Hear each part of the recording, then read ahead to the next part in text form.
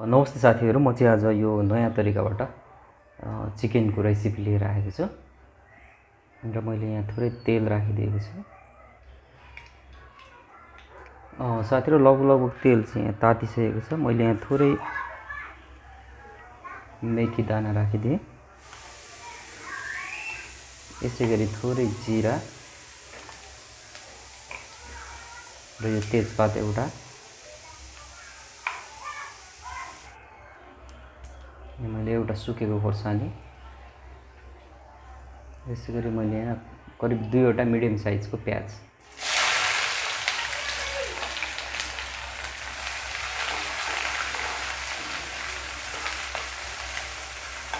तपाईहरुले अहिलेसम्म मेरो च्यानललाई सब्स्क्राइब गर्नुभएको छैन भने कृपया सब्स्क्राइब गर्नुहोला र लाइक र कमेन्ट गर्न पनि नभुल्नुहोला।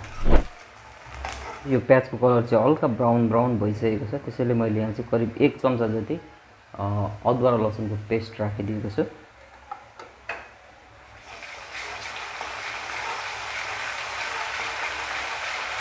यसलाई चाहिँ नडढोस् भनेर बिचबिचमा हल्का चलाउँदै गर्नु होला। साथीहरु, यो प्याज चाहिँ लगभग हल्का गोल्डन ब्राउन भएर खरिसकेको छ र यसमा मैले चाहिँ करिब मिडियम साइजको 2वटा टमाटर मिक्स गरिदिएको छु।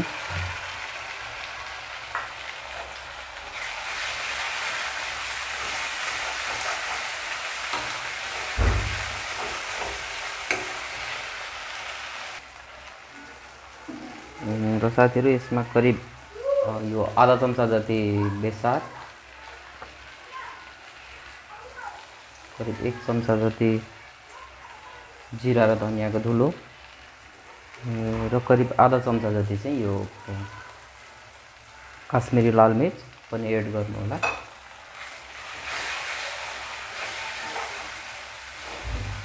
आगो चाहिँ अलि सानो मिडियम गरिदिनु होला।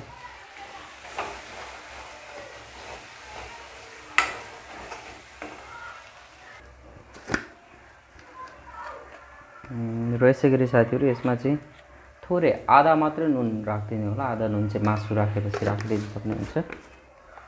र यसमा थोरै गरम मसला पनि एड गरिदिनु होला, आधा अहिले आधा पाकिसकेपछि।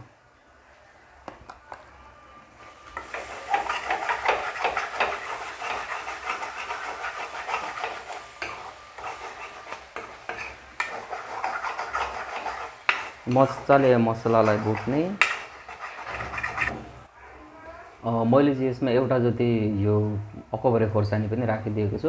अरू खोर्सानी राख्नुहुन्छ भने चाहिँ अब तपाईँ पिरो खाने भने एउटा भन्दा बढी राख्नु होला। अकबरे चाहिँ अलिक पिरो हुन्छ भनेर मैले एउटा मात्रै राखिदिएको। ल हेर्नु साथीहरु, यो मसलाहरू चाहिँ कस्तो मजाले भुटिरहेछ। यसलाई चाहिँ एकदमै मजाले खर्याउनु होला। यसैको कलर हो भरे लास्टमा मासुमा आउने।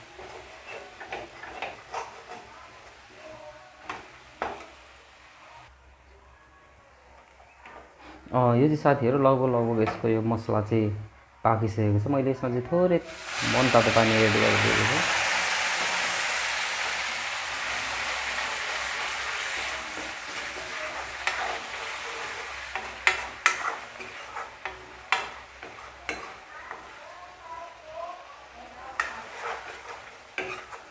र यसलाई एकछिन पकाउनु होला। ल हेर्नु साथीहरु, यसमा चाहिँ कति मजाले यो मसलामाथि तेल छोडिरहेको छ। यसरी मसलामाथि तेल छोड्नु भनेको चाहिँ यो मसला रेडी हुने हो।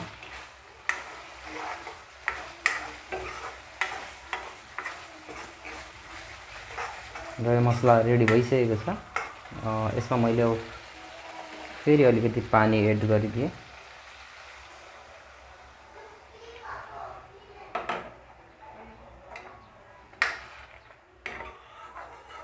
र यसलाई एकछिनसम्म म पाक्न दिन्छु। साथीहरु, यो रस चाहिँ मजाले उम्लेर यो पाकिरहेको छ। हेर्नु त कस्तो राम्रो कलर आएको छ यसमा। मैले साथीहरु यहाँ करिब आधा किलो जति ब्रोइलर कुखुराको मासु लिएको छु हैन। यसलाई चाहिँ मैले एउटा कागती र नुन राखेर करिब आधा घण्टा जति म्यारिनेट गरेर राम्ररी पखालेको छु। र यसको गन्धहरू चाहिँ लगभग सबै निस्किएको छ। र अब यसलाई यहाँ एड गरिदिने। र तपाईहरुले पनि सधैँ पकाउँदाखेरि चाहिँ कागती र नुनमा करिब आधा घण्टा जति म्यारिनेसन गरेर अनि यसलाई मजाले पखाल्नु होला। त्यसपछि यसको यो ब्याड स्मेल चाहिँ सबै हराएर जान्छ।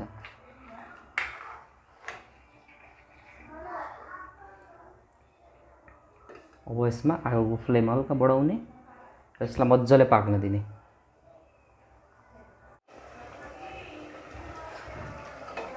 साथीहरू यसलाई चाहिँ यो बिचमा चाहिँ यसरी खोलेर चलाउँदै पनि गर्नु होला।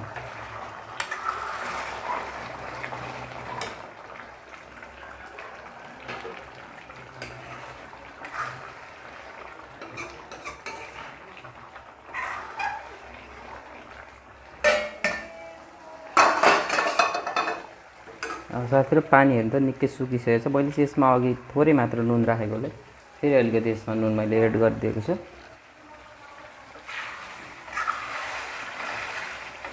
तलबाट डढ्न पनि सुरु गरिसकेको छ। आगोको फ्लेम घटाउने, मिडियम फ्लेममा यसलाई बिस्तारै पकाउने।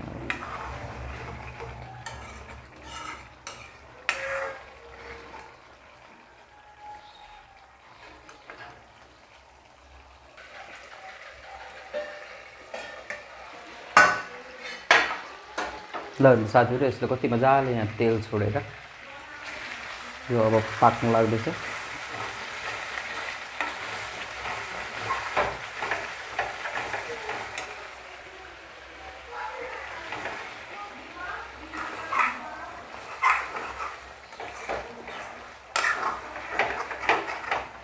कलर पनि राम्रो आएछ।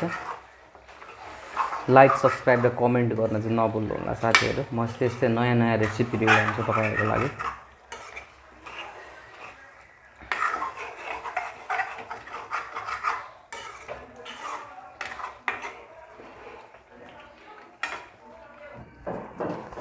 मैले साथीहरू अघि यसमा आधा मात्रै गरम मसला एड गरेको थिएँ, त्यसैले म फेरि थोरै गरम मसला यहाँ एड गर्न गइरहेको छु।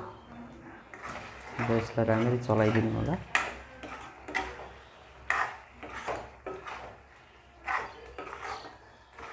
र यसलाई अझै करिब 5 मिनट जति मसिनो आगोमा यतिकै पाक्नको लागि। अब यो लगभग रेडी भइसकेको छ। हेर्नु त साथीहरू, यसको कलर हेर्नु त कस्तो राम्रो आएको छ।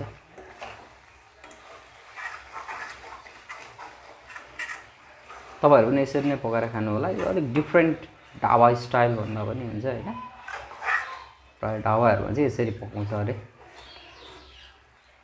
कहिलेकाहीँ तपाईँलाई एक्स्ट्रा स्वाद गरेर खानु पऱ्यो भने चाहिँ यसरी नै बनाएर खानु होला।